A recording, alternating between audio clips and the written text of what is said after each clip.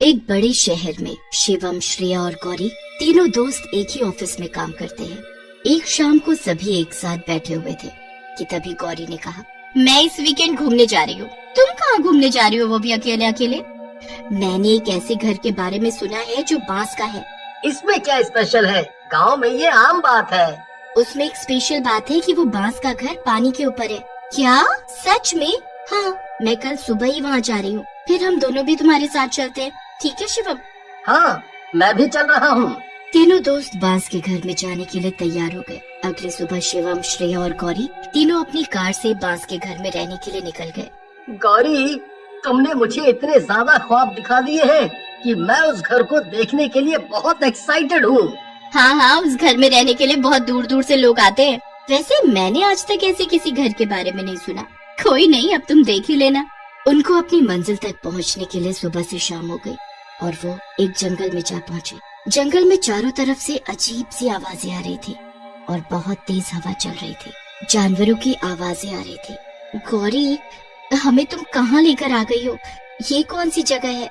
ये तुम हमें कहाँ ले आई हो? ये जंगल कितना डरावना होता है। वो बांस का घर कहाँ है? मुझे लगता है कि बांस का कोई घर है ही नहीं। तुम अपनी रिसर्च के लिए आई हो।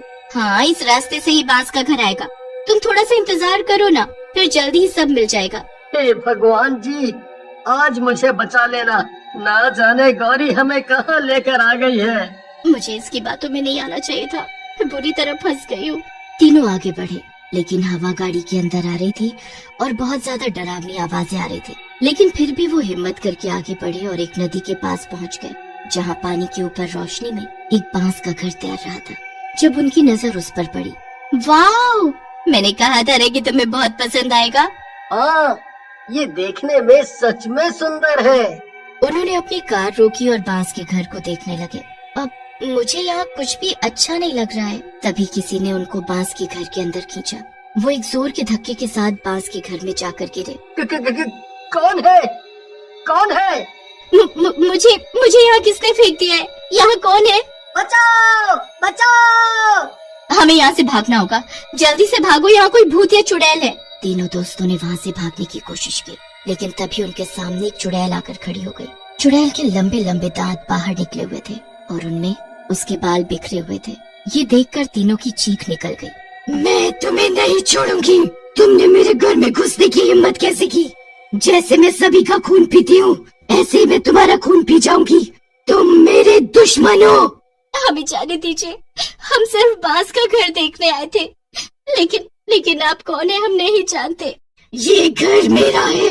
मैंने अपने इस घर को बहुत मेहनत से बनाया है। मैं अपने बांस के भूतिया घर में किसी को नहीं आने दूंगी। हमसे गलती हो गई, हमें जाने दीजिए।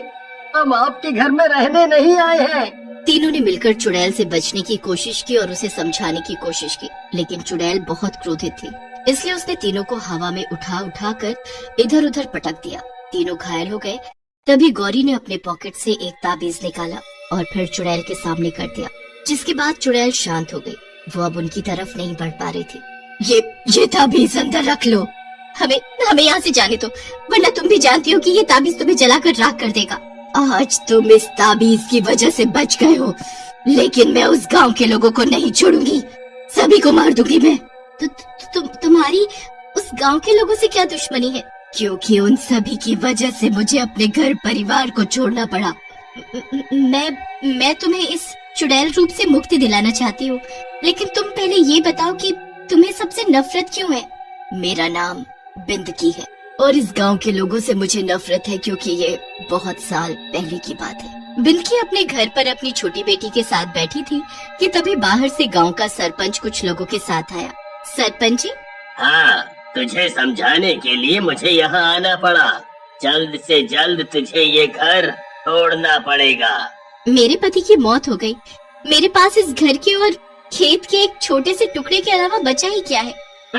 अब तेरे पास ये टुकड़ा भी नहीं है, क्योंकि अब ये हमारा हो चुका है। हमें तेरी इस गांव में कोई जरूरत नहीं है। मुझ पर रहम कीजिए। मुझे अपना घर छोड़कर कहीं नहीं जाना और मैं अबला माँ इस छोटी सी बच्ची के साथ कहाँ जाऊंगी?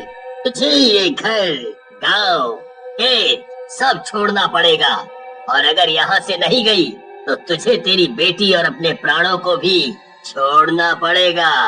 आप सब कैसी बातें कर रहे हैं? मेरा छोटा सा घर और जमीन हड़पने के लिए आप सभी मुझ पर अन्याय कर रहे हो। मुझे अपने घर में चैन से रहने दो।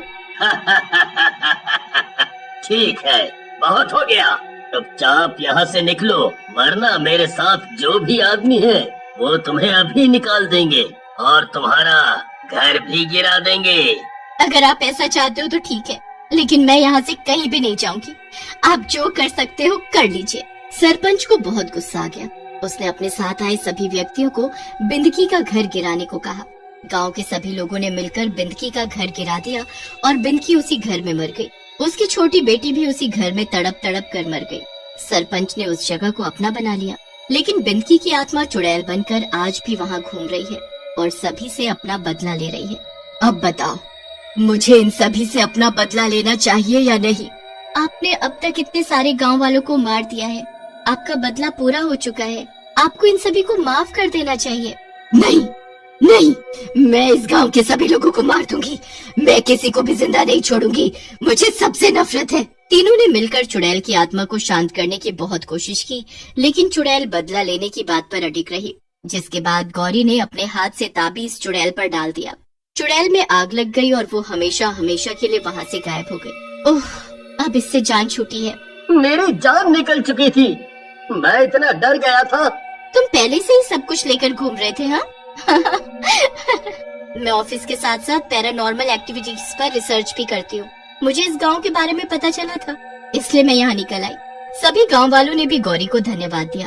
फिर गौरी अपने दोनों दोस्तों के साथ वापस शहर लौट गई और वो गांव चुड़ैल के जाने के बाद फिर से खुशहाल हो गया।